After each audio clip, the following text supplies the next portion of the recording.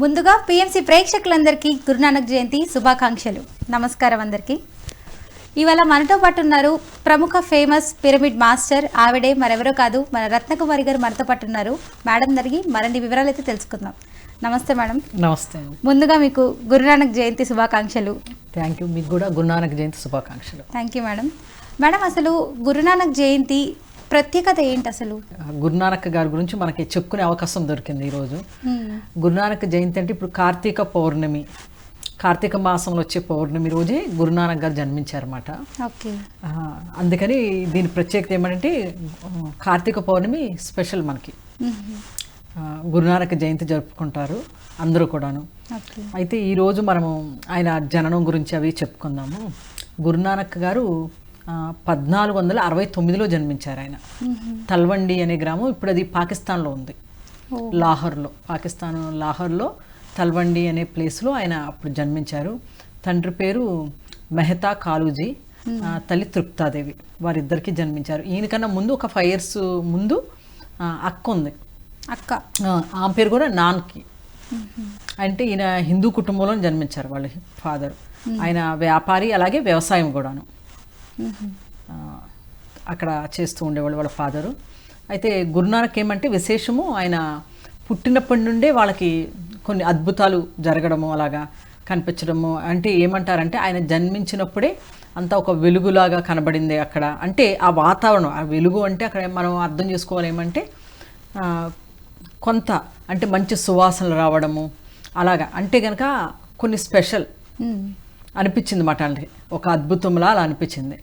తర్వాత ఆయన గురించి అడిగి తెలుసుకున్నప్పుడు, ఆయన జననం గురించి అది అడిగినప్పుడు అక్కడ వచ్చిన వాళ్ళు పిలిస్తే వచ్చిన గురువు కానీ ఏమన్నా ఆయన ఏమంటారంటే, ఇలా నేను ఎంతోమంది బాలురు జన్మించినప్పుడు చూశాను కానీ ఇంత విశేషమైనని చూడడం ఇదే నేను అని చెప్పడం జరుగుతుంది అన్నమాట.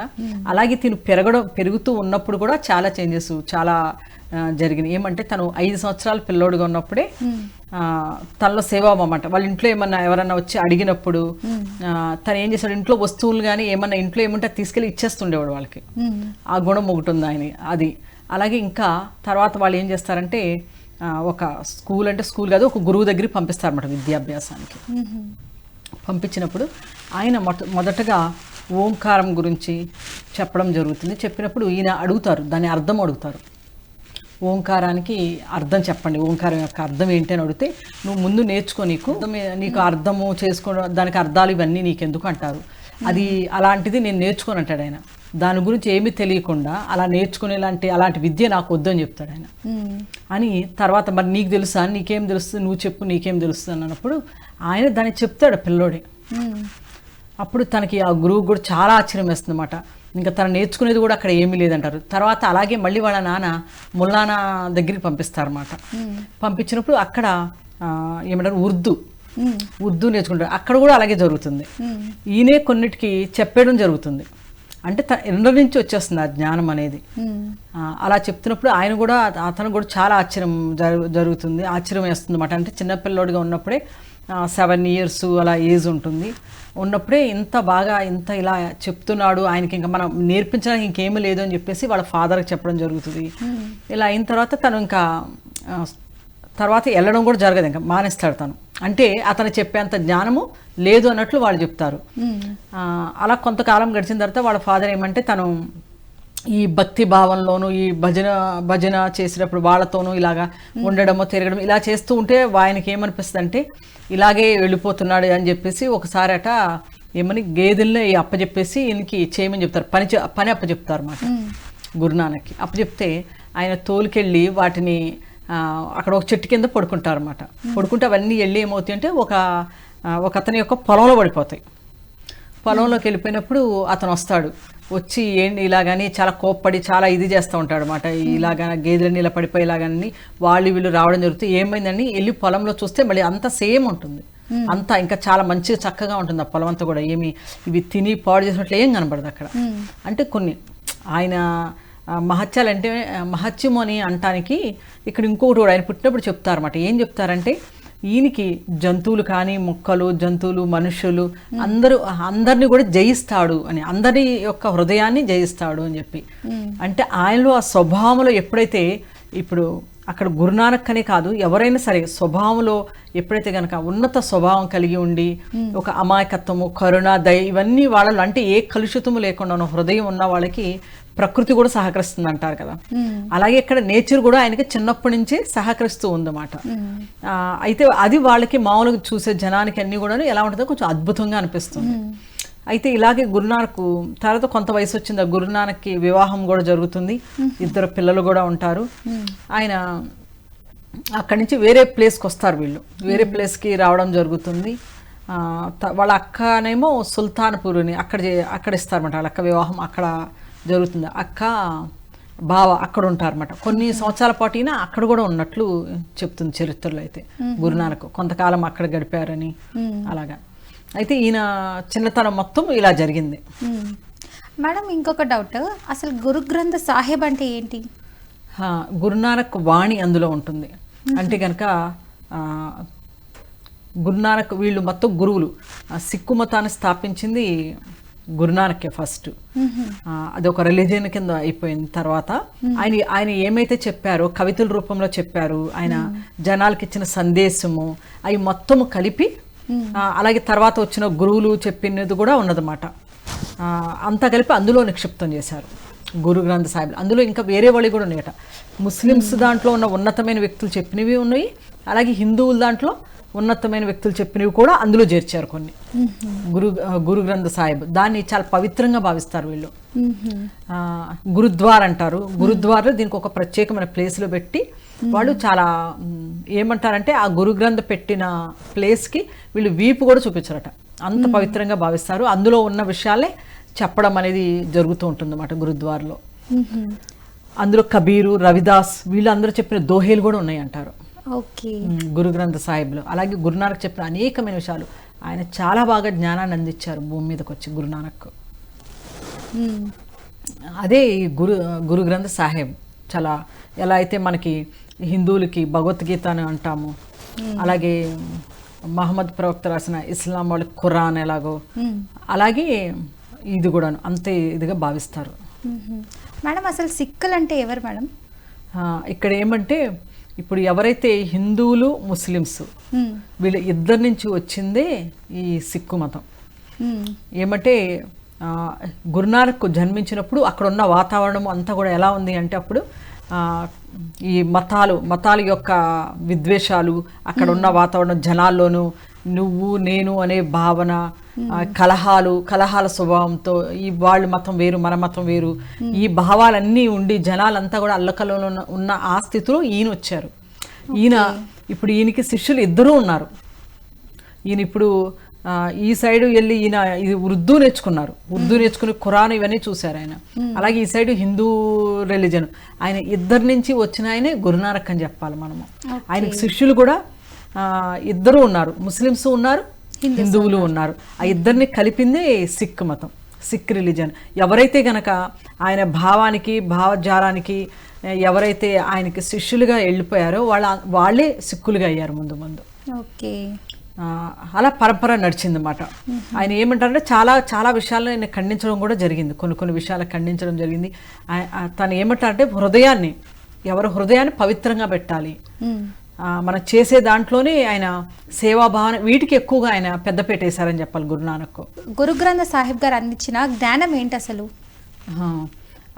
గురునానక్ ఇంకా చాలా విషయాలు మనకి అందించింది. ఏమంటే ఆయన అందించిన జ్ఞానం అనేది అమోఘం అని చెప్పాలి. చాలా విషయాలు మనకి ఆయన దేహాన్ని గురించి చెప్పడం జరిగింది. ఏమైనా దేహం చాలా పవిత్రమైంది దేహానికి. అయితే దాన్ని మనం జాగ్రత్తగా చూసుకోవాలి. ఆ దేహాన్ని, మన యొక్క దేహాన్ని వినియోగించుకోవాలి. మనం సద్వినియోగం అనేది చక్కగా చేసుకోవాలి అనే దాన్ని చెప్పినప్పుడు మర్దానా అని ఉన్నాడు. ఆయన శిష్యుడు అనుకోవచ్చు, స్నేహితుడు అని భావిస్తారు గురునానక్. మర్దానా అని. అయితే మరజానా ఆయన పేరు. మరజానా అని వాళ్ళ తల్లిదండ్రులు పెట్టారు ఆయనకి. ఎందుకంటే చాలా మంది పుట్టి చనిపోతూ ఉంటే అలా పేరు పెట్టారన్నమాట. అయితే దాన్ని మరదానా అని మార్చారు. అంటే నువ్వు ఎప్పటికీ ఉండేవాడు అని అర్థం అంట మరదానా అని. అతను ఏమంటే తను సంగీతకారుడు, సంగీతం వాయిస్తూ ఉండేవాడు. అప్పుడు గురునానక్ గారు కలవడం జరిగింది. 2 ఈయనేమో చెప్తూ ఉంటారన్నమాట, దోహేల రూపంలో కవితల రూపంలో నేను చెప్తూ ఉంటే ఆయనేమో సంగీతం వాయిస్తూ ఉండేవాడు అనమాట. స్నేహితులనే చెప్పాలి మనం. ఆయన యొక్క జీవితం చివరి దాకా మరదానా గురునానక్ని వదలలేదు. మ్మ్. గురునానక్తోనే ఉండేవాళ్ళు. ఇద్దరు కలిపి తీర్థయాత్రలు కూడా ఇద్దరు కలిపి చేశారు. చాలా ప్లేసెస్కి తిరిగారు తీర్థయాత్రలకి. ఇద్దరు కలిపి వెళ్ళారు.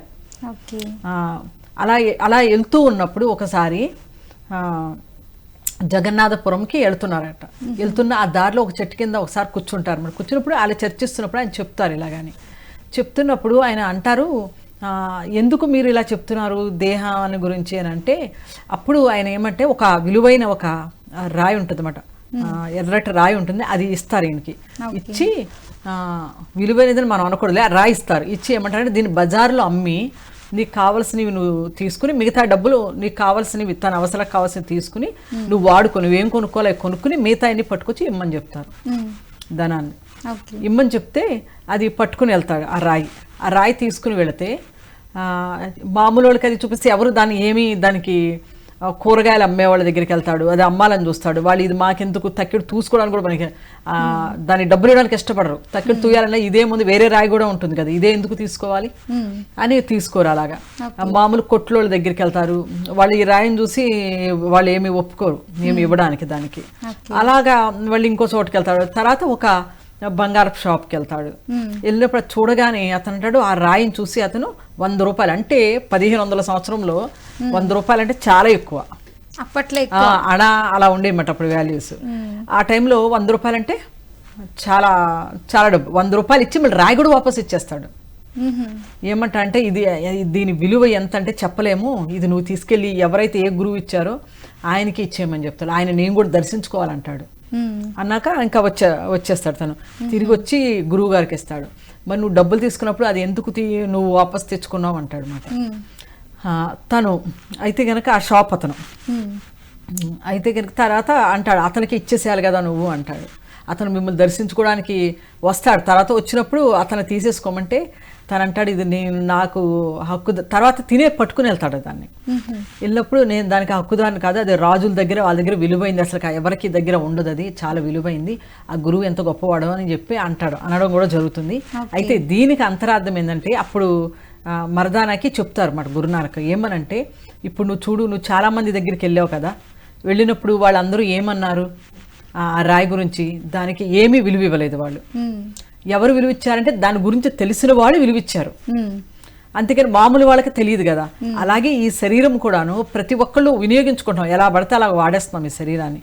ఎందుకనంటే దాని విలువ అనేది ఎవరికి తెలియదు కాబట్టి వాడేస్తున్నారు. ఎప్పుడైతే దాని విలువ ఎవరికైతే తెలుస్తుందో వాళ్ళు దాన్ని సద్వినియోగపరుచుకుంటారు. అంటే తను అడుగుతాడనమాట, అందరూ ఎందుకని ముక్తి మార్గంకి, ఈ ఆధ్యాత్మిక మార్గంలోకి రాలేరు, ముక్తి మార్గాన్ని ఎందుకు భావించట్లేదు, ఈ దేహమే దేవాలయం అంటాం మనం. అయితే ఈ దేహాన్ని అందరూ ఎందుకు అవ్వరు, ఇలాగా ముక్తి మార్గంలోకి ఎందుకు వెళ్ళలేరు అందరూ అన్నప్పుడు ఆయన చెప్తారన్నమాట, ఎవరైతే దాన్ని గుర్తించగలుగుతారో వాళ్ళు మాత్రమే ఆ మార్గంలోకి రాగలుగుతారు. మామూలు వాళ్ళకి అది సామాన్యంగానే ఉంటుంది, దానికి పెద్ద విలువ అనిపిదు. ఎందుకంటే మన ఎదురు ఏదైతే కనబడుతుందో దానికే మనం ప్రాముఖ్యతనిస్తాం, కానీ ఆ లోపల ఉన్న అంతరార్థాన్ని దాన్ని మనం గ్రహించే స్థితిలో లేము. అది అక్కడ ఆ ఉద్దేశంతో ఆయన అది చెప్తారన్నమాట. ఆయన అన్నీ కూడా ఎక్స్పెరిమెంటల్గా కూడా ప్రాక్టికల్గా చేయించి కూడా గురునానక్ వాళ్ళకి వివరించడం జరిగింది జనాలకి. ఎందుకంటే ఆ సమయం ఏంటంటే మూఢనమ్మకాలతో బాగా కూడి ఉంది ఆ సమయం కూడాను, 1500 సంవత్సరం అంటే. మేడం అసలు దేహం గురించి చెప్తారా? ఇప్పుడు చెప్పిందే అది దేహం గురించే. అంటే ఇంకా ఎలాబొరేటివ్గా కావాలి అంటే మన ఈ దేహాన్ని ఉపయోగించుకుని పరమాత్ముడికి దగ్గరగా ముక్తి మార్గంలో, అంటే సత్యానికి దగ్గరగా వెళ్ళటం. ఇక్కడ పరమాత్ముడు అనేది మనము సత్యానికి దగ్గరగా వెళ్ళాలి అంటే మనము ఈ దేహాన్ని ఉపయోగించుకుని సత్య మార్గంలో వెళ్ళగలుగుతాము. ఇప్పుడు ఏది చేయాలని దేహం కావాలి కదా, దేహం లేకుండా మనం ఏం సాధించలేము. ఇప్పుడు గురునానక్ వచ్చినా ఆయన కూడా ఒక శరీరం తీసుకుని వచ్చారు భూమి మీదకి. ఆ శరీరం ద్వారానే ఆయన అందరికీ కూడా సత్యాన్ని బోధించడం అనేది జరిగింది అన్నమాట. ఆ విధంగా జరిగింది అది. మేడం ఇప్పుడు గురునానక్ జయంతి అని చాలా మంది ఉపవాసాలు ఇవన్నీ చేస్తుంటారు. అసలు ఉపవాసం ఎందుకు చేయాలి, దాని గురించి కాస్త వివరిస్తారా? ఉపవాసము అంటే కనుక ఇక్కడ ఇంకొక విషయం ఏమంటే, గురునానక్ జయంతి అనే కాదు, మామూలుగా ఉపవాసం అనేది చాలా మంది చేస్తూ ఉంటారు, చాలా రకాలుగా ఉపవాసం చేయడానికి. ఎందుకంటే అది వాళ్ళు కరెక్ట్గా మీరు ఉపవాసం ఎందుకు చేస్తున్నారంటే దేవుడి కోసము, దేవుడి భక్తి కోసము, దేవుడిని చేరుకోవడం కోసం, ముక్తి మార్గం కోసము, లేకపోతే సమాజంలో వీళ్ళు ఒక ధార్మికులు అని చెప్పించుకోవడం కోసము. అంటే ఎదుటోళ్ళు ఏమంటే అమ్మో ఎంత ఉపవాసం ఉండి ఎన్ని పూజలు చేస్తారు, చాలా ధార్మికుడు అంటారు కదా, అది ఆ విషయం వీళ్ళకి ఆనందం కలిగిస్తుంది కాబట్టి కూడా ధార్మికత్వం కోసము అలా చెప్పడం కోసము ఇవన్నిటిని కూడాను గురునానక్ ఏమంటారంటే ఖండించారు ఆయన. అసలు ఒకసారి అలాగే ఒక వ్యక్తి మాట చాలా గొప్ప వ్యక్తి అబ్బో అని అందరూ చాలా పేరుగా చెప్పుకుంటుంటారు అన్నమాట. ఆ వ్యక్తి ధార్మికుడు, అతను ఒక వ్యాపారి, ఇతను చాలా ధార్మికుడు, చాలా ఉపవాసాలు అంటాడు, పూజలు అవి చేస్తాడు, భక్తి మార్గంలో ఉన్నాడు, అది ఇదని చాలా గొప్పగా చెప్తారు. ఒకసారి వాళ్ళ ఇంటికి అక్కడికి ఈయన వెళ్తారన్నమాట, వెళ్ళడం జరుగుతుంది గురునానక్ అనేది. వెళ్ళినప్పుడు ఆయన నేను ఇలా ఉపవాసాలు చేస్తాను, నేను ఇలాగ భక్తి మార్గంలో ఉన్నాను ఇవన్నీ చెప్తున్నప్పుడు దేనికి ఉపవాసాలు ఉంటున్నావు అని అడుగుతారు. అంటే ముక్తి పొందడానికి. ఆయన అందరి దగ్గర వడ్డీలకి అవన్నీ చాలా ఇదిగా వసూలు చేస్తాడు, జనాల దగ్గర వడ్డీలు వసూలు చేసి డబ్బులన్నీ అంత బాగా ఇదిగా చేస్తాడు ఆయన. అలాంటి సంపాదించి అంతా పోగు చేస్తుంటాడు ధనాన్ని. అంటే ధనాన్ని ఆర్జించి పోగు చేస్తూ నువ్వు ఇతరులని ఇబ్బందులు పెట్టి బాధలు పెట్టి లాక్కొని ఇవన్నీ చేస్తున్న వ్యక్తి ఉపవాసాలుండి ధార్మికుడు ఎలా అవుతాడు అనేది గురునానక్ అంటారు. ఆయన ఏమంటారంటే నీ హృదయము కరుణతో ఉండాలి, సేవాభావంతో ఉండాలి. అలాగా లేకుండా లోభత్వము ఇవన్నీ ఉన్న వ్యక్తి ఉపవాసాలుండి చేసినంత మాత్రాన ముక్తి ఎలా దొరుకుతుంది? మొదట నీ హృదయాన్ని శుద్ధి చేసుకోవాలి. అంటే పాత్ర, అన్నం వండే పాత్రని శుభ్రంగా ఉంటే కదా అందులో మనం వండింది దాని యొక్క రుచి అనేది ఉంటుంది. అలా కాకుండా దాంట్లో అంతా అది మంచిగా లేకుండా అంతకుముందు వండి ఏదో ఉండి దాంట్లో మనం వండితే ఎంత కలుషితం అయితే దాని రుచి ఎక్కడి నుంచి వస్తుంది? రుచిరాజు వాసన వచ్చేస్తుంది. అదే మాదిరిగా ఇక్కడ కూడా ఏమంటే మన హృదయాన్ని పవిత్రత చేసుకున్నప్పుడే ఒకవేళ అప్పుడు అలా ఉంచుకుని ఆ ఉపవాసం చేసినా దానికి అర్థం ఉంటుంది. మనం చేసే పనులన్నీ కూడాను సరైనవి ఉండవు. ఇతరులు ఇబ్బంది పెట్టడము, లేకపోతే లోభత్వంతో ఉండడము, మాట సరిగ్గా లేకపోవడము, ఇతరులు దూషించడము, ఇవన్నీ పనులేమో అవన్నీ చేస్తుంటాం. కరుణ లేకపోవడము, ఇవన్నీ చేస్తూ మనం ఉపవాసం ఉండి అనుష్ఠానం చేస్తున్నాను, నేను మంత్రాలు ఇన్ని చదివాను, లేకపోతే ఇన్నిసార్లు పారాయణం చేశాను, ఈ రకంగా అంటే అనేక రకాలు అన్ని రిలీజియన్స్లో కూడా ఉన్నాయి. ఇప్పుడు ముస్లిమ్స్లో కూడా ఉంది, ఒక నెల రోజులు పెడతారు వాళ్ళు. అలాగే క్రిస్టియానిటీలో కూడా ఉంది, 40 days చేస్తారు వాళ్ళు కూడాను. ఇలా అందరిలో కూడా ఉపవాసం ఉంది. ఆయన ఏమంటారంటే ఆత్మను క్షోభింపచేసేసి దాన్ని బాగా ఇబ్బంది పెట్టేసి మళ్ళీ మనలోనేమో ఇలాంటి గుణాలు లేకుండా నువ్వు చేసి అవన్నీ సాధించేది ఏముంది, అవన్నీ దేనికి అక్కరకు రావని చెప్తారు ఆయన. ముస్లిమ్స్ గానీ క్రిస్టియన్స్ గానీ కొంతమంది హిందూస్ గానీ ఉపవాసాలు చేస్తారు. ఓకే, ఇప్పుడు ముస్లిమ్స్ అంటే కొంతమంది ఎలా అంటే 3 o'clockకి లేస్తారు, ఫుడ్ 4 లోపల తినేయాలి, మళ్ళీ ఈవినింగ్ 6:30కి, అప్పటి వరకు ఉపవాసం ఉండాలి. ఇంకా కమింగ్ టు హిందూస్కి వచ్చేసి వాళ్ళు కూడా ఉపవాసం చేస్తారు, బట్ మజ్జిగ తాగకూడదు, మిల్క్ తాగొచ్చు అంటారు, పళ్ళు తినొచ్చు అంటారు, నీళ్లు తాగకూడదు అంటారు. సో అలా ఎందుకు మేడం డీవియేషన్? నాకు అర్థం కాదు. మరి అది ఉపవాసం కింద ఎలా లెక్క వస్తుంది అసలు? అసలుకి ఉపవాసము అంటే దేవుడికి దగ్గరగా వెళ్ళడము అంట. అయితే ఇప్పుడు ఏ రిలీజియన్లోనే దేంట్లోనే అసలుకి ఈ ఉపవాసం ఇది తినకూడదు, అది తినొచ్చు. ఇప్పుడు ఇందులో కూడా సాటర్డే ఉపవాసం అంట. సాటర్డే ఉపవాసం ఉన్నాం, ఈవినింగ్ తినమంటారు, డైలీ ఒకసారి తిన్నామంటారు. ఈవినింగ్ మళ్ళీ ఏదో ఒకటి ప్రసాదం కింద మళ్ళీ ఏదో తయారు చేసి తింటారు. తినడం అనేది జరిగింది కదా, శరీరానికి మనము ఏదైతే ఇస్తున్నామో అది ఆహారం కిందే సమానము. ఏదో ఒక రకంగా ఇస్తున్నాము కదా, దానికి ఫుడ్ అనేది ఇచ్చేస్తున్నాం మనం. అంటే పచ్చివి ఇచ్చినప్పుడు కొంచెం ఏమంటే శరీరానికి అది వేరుగా ఉంటుంది, ఉడకబెట్టి ఇచ్చినప్పుడు వేరుగా ఉంటుంది. అది ఏంటంటే మన యొక్క ఆరోగ్యపరంగా చూసినప్పుడు. కానీ ఇక్కడ ఏదో ఒక రకంగా భోజనాన్ని మాత్రం వేస్తున్నాం శరీరంలోకి. ఇది మూలము. మొదట గురువులు చెప్పిన కొంతమంది గురువులు అప్పట్లో వాళ్ళు చెప్పుండొచ్చు, నా ఉద్దేశం చెప్తున్నాను. ఇది గురునానక్ అయితే వీటన్నింటి ఖండించారు ఆయన. ఈ ఉపవాసాలు ఇవన్నీ కూడా కాదు, ముందు నువ్వు నిన్ను తెలుసుకో, నిన్ను అర్థం చేసుకో, అసలు నువ్వేంటి అనేది తెలుసుకో అనేది ఆయన చెప్పడం, గురునానక్ చెప్పడం. దానికి ఆ పాత్రను శుభ్రం చేసుకో, ముందు నీ లోపల ఉన్న పాత్రని. ఆ చేసుకున్నప్పుడు ఆ ఉపాసనకు కూడాను, ఆ ఉపాసనకి విలువ ఉంటుంది అక్కడ. అలా అవి ఏమీ లేకుండా చేసే ఉపాసన ఏది కూడాను విలువ ఉండదు అని. ఇక్కడ వీళ్ళు ఇలా తినాలి అలా తినకూడదు ఇవన్నీ మధ్యలో వచ్చినవే.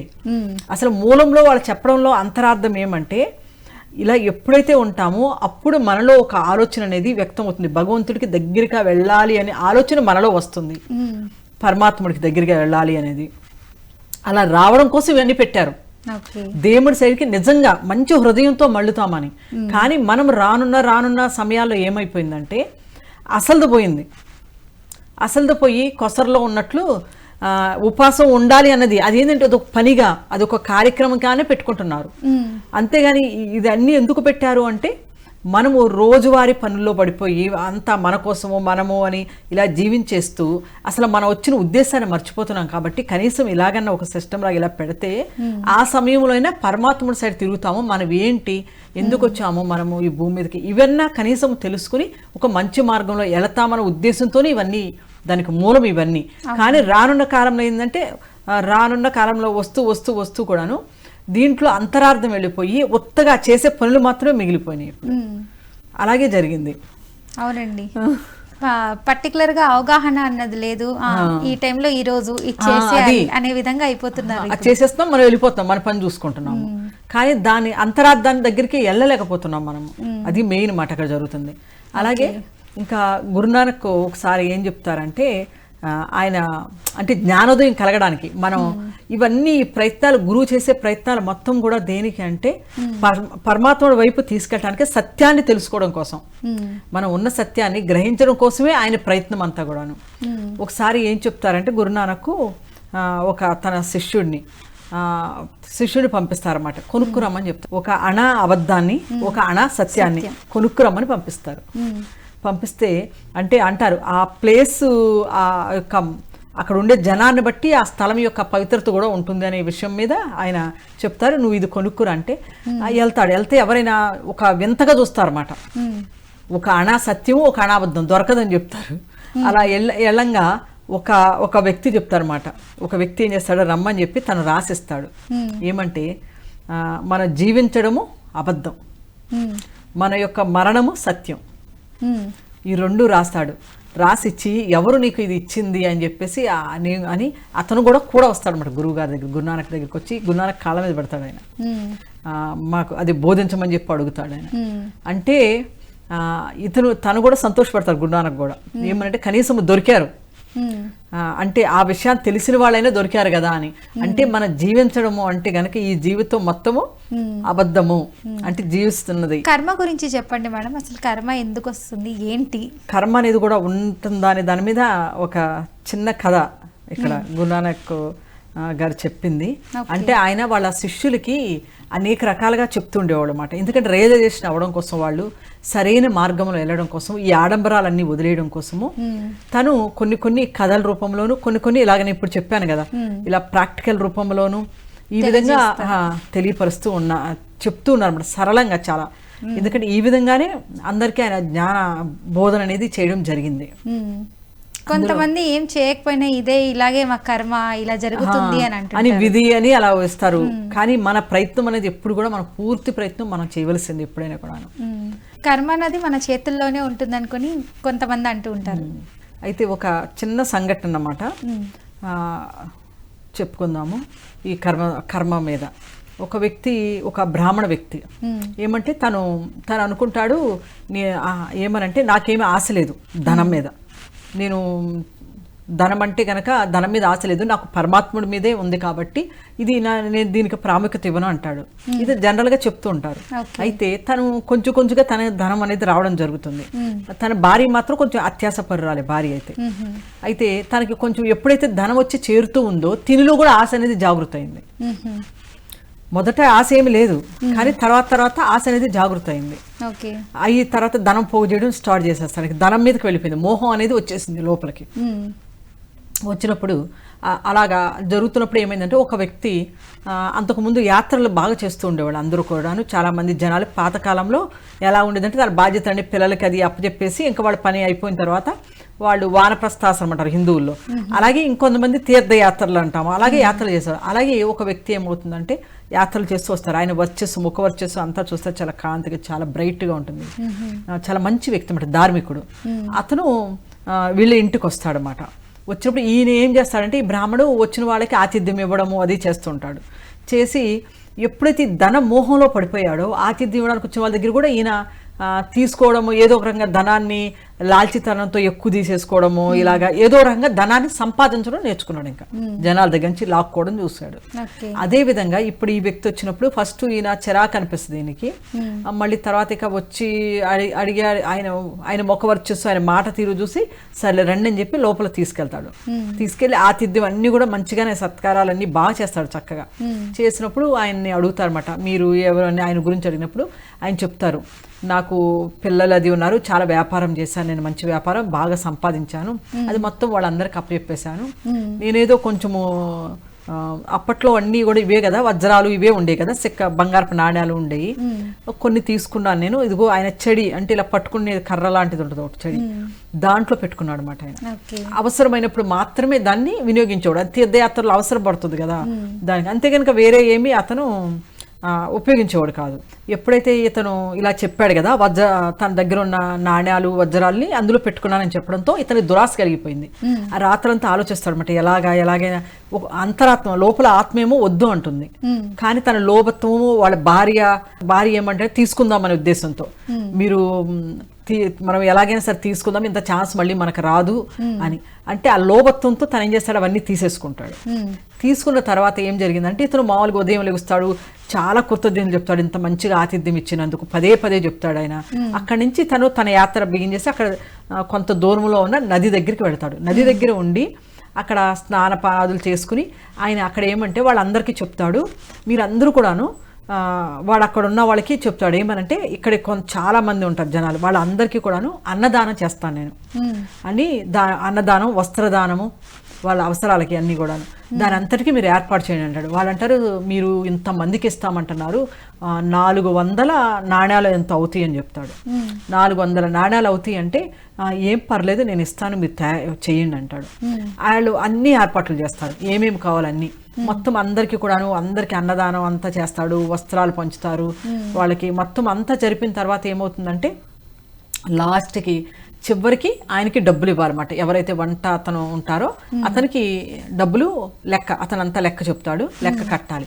లెక్క కట్టాలని ఎప్పుడైతే ఈ చెడి తీసి చూస్తే ఏమీ ఉండదు, అందులో అతను మామూలు సిక్కాలు వేస్తాడు అనమాట, మామూలు నాణ్యాలు వేస్తాడు. అయితే అందులో ఉండేసరికి అవన్నీ ఎంత ఆయన దగ్గర ఉన్న విలువైన అది సంపద ఉండదు అన్నమాట. అది ఆ బంగారపు నాణ్యాలు ఉండపోయేసరికి ఒక్కసారి ఇప్పుడు ఏం చేయాలి, ఇప్పుడు అతను కట్టాలి కదా, తను కట్టాలంటే తన దగ్గర ఈ నాణ్యాలు లేవు. వాళ్ళు ఏమంటారు, మీరు కట్టగలుగుతారని కూడా అడిగారు, నేను కడతానని చెప్పాడు ఆయన. ఇప్పుడు ఇంతమందికి చెప్పి ఈ విధంగా జరిగితే ఎంత అవమానము, తనకి బాధ వేస్తుంది. అతను మోసం చేయలేడు, తిన అబద్ధం చెప్పలేదు, ఏం చేయాలో తనకు తెలియదు. అప్పుడు అక్కడ తను సూసైడ్ చేసి చనిపోతాడు. అయ్యో. సూసైడ్ చేసి చనిపోయిన తర్వాత కొన్ని రోజులకి ఏమవుతుందంటే, ఇప్పుడు ఎవరైతే ఒక బ్రాహ్మడు పిల్లలు కూడా లేరు, తనకి ధనాన్ని కట్టగట్టి ఇప్పుడు ఈయన దగ్గర నుంచి తీసుకున్నాడు, ఆయనకే కొన్ని రోజుల తర్వాత కొంతకాలానికి ఒక అబ్బాయి పుడతాడు.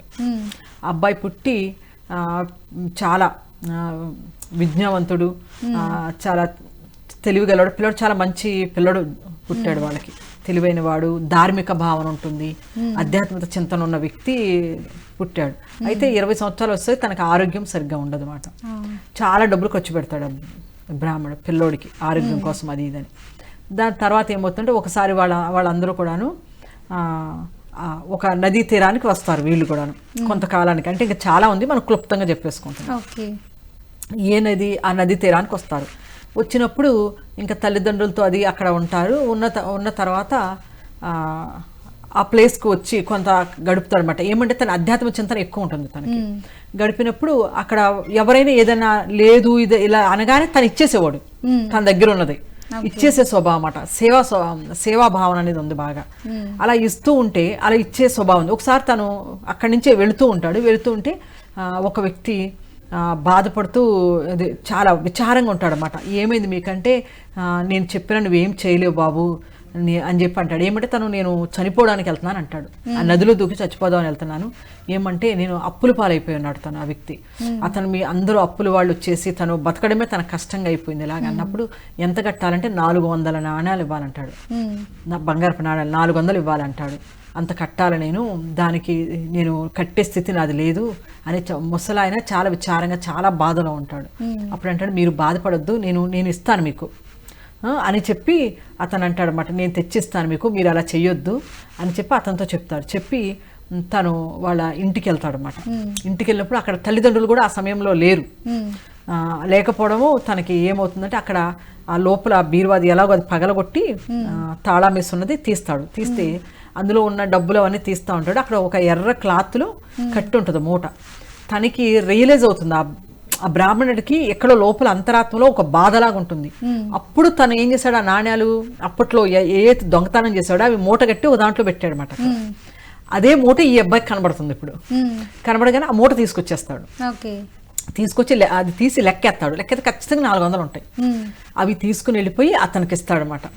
ఆ ముసలాయనకి ఇవ్వగానే ఆ ముసలాయన అలా దాని నుంచి ముక్తి పొందాడు. అంటే ఇందులో కథలో ఏమంటే ఇప్పుడు ఈ పిల్లవాడే చనిపోయిన ఆ వ్యక్తి, ఎవరైతే చనిపోయారో ఆత్మహత్య చేసుకుని అతనే కొడుకుగా జన్మించాడు. అయితే ఇప్పుడు ఎవరైతే నాణ్యాలు ఇచ్చాడో ఆయన అప్పట్లో ఉన్న వంట చేసే వ్యక్తి, అలా రుణం తీర్చేసి ఆ వంట చేసే వ్యక్తి ఇతను ఇలా సూసైడ్ చేసి చనిపోయినప్పుడు అతనికి దహనం కూడా చేశాడు. పాపం ఏమనడు కూడాను, తనకు నష్టమే కదా డబ్బులన్నీ. దాని తాలూకాదే నష్టం పేరుకుంటూ ఆయనకు నష్టం కలిగింది. ఆ 400 సేమ్ ఈ రోజు మళ్ళీ ఈ రూపంలో ఆయనకి పే చేశాడు. అంటే కర్మ అనేది చుట్టూ తిరుగుతుంది, ఎక్కడికైనా తిరగని మళ్ళీ ఆ పాయింట్ దగ్గరికి వచ్చింది మాట. అది ఇందులో ఉన్న సారం గురువుగారు చెప్పింది అన్నమాట. అంటే ఇక్కడ మనం ఏంటంటే ఒకరిది దోసుకుందాం అనే స్వభావం అనేది ఉండకూడదు అనేది, మనకి పే చేయవలసి వస్తుంది. అది ఇక్కడ ఏమంటే గురునానక్ గారు చెప్పే సందేశము సత్యాన్ని తెలుసుకోమని, సత్యానికి దగ్గరగా వెళ్ళమని. పరమాత్ముడు అంటే అందరికీ ఉన్నది ఒకటే పరమాత్ముడే, అందరూ కూడా పరమాత్ముడు సంతానం. కాబట్టి ఇక్కడ ఏ రిలీజియన్స్ లేవు, అందరూ ఒకటే. ఏమంటే సేవాభావము, కరుణ, దయ, ప్రేమతో అందరూ కలిసి ఉండాలనేది గురునానక్ యొక్క సందేశం. చాలా చక్కగా చెప్పారు మేడం. ఫైనల్లీ మీరు మా పిఎంసి ప్రేక్షకులకి ఏం మెసేజ్ ఇస్తారు మేడం? అందరూ ఒకటే అనేది, అందరూ ఒకటే, అందరూ కూడాను ఆ పరమాత్ముడి యొక్క సంతానమే. ఇక్కడ ఏ కుల మతాలకి అతీతంగా మనుష్యత్వంతో అందరూ సేవాభావంతో ప్రేమతత్వంతో కలిసి ఉండాలి అనేది గురునానక్ యొక్క సందేశం. సో చూసారు కదా వ్యూవర్స్, ఇది వాటి గురునానక్ జయంతి విశేషాలు. సో ఇంకొక ఎపిసోడ్లో మళ్ళీ కలుద్దాం. అప్పటి వరకు చూస్తూనే ఉండండి పిఎంసి.